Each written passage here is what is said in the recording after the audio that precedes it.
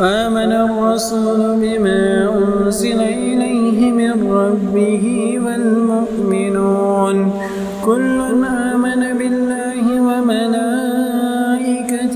وكتبه ورسله لا نفرق بين أحد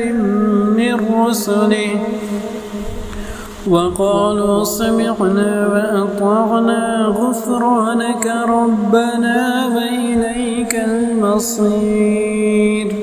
لا يكلف الله نفسا إلا وسعها لها ما كسبت وعليها ما اكتسبت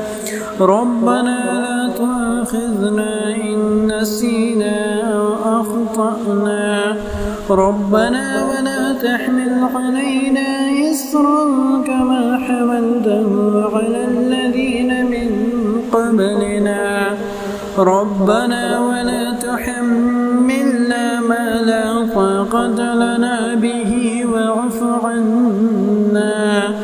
واغفر لنا وارحمنا أنت مولانا فانصرنا على القوم الكافرين.